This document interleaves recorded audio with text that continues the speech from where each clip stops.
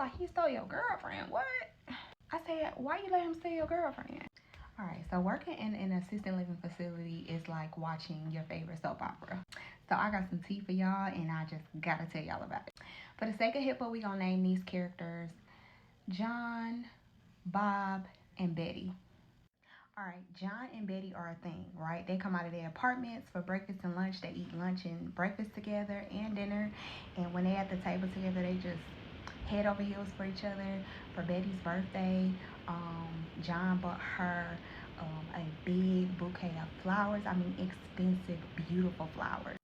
Now, John stays in a semi-private apartment, which means that he can get a roommate at any time. He pays like half the price instead of paying a full price for an apartment, because the way the apartment is built, you can have 2 residents in there. That's gonna make sense later. So John and Betty are a thing. They love each other. They call each other baby, all the 9 yards. So John gets a roommate. He finds out he's getting a roommate, and at first he was not very happy about it. He was like, I don't want a roommate, blah blah blah blah blah. But it was discussed when he first moved in that he could get a roommate.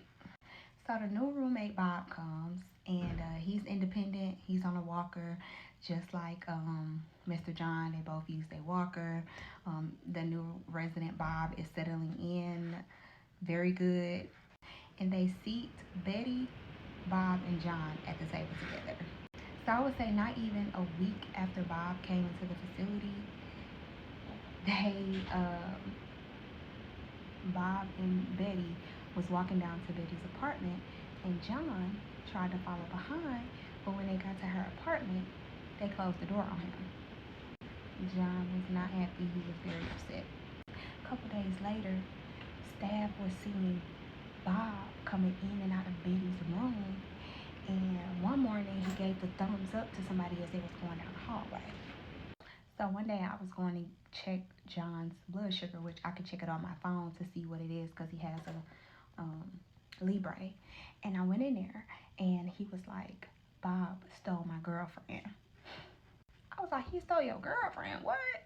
I said, why you let him steal your girlfriend?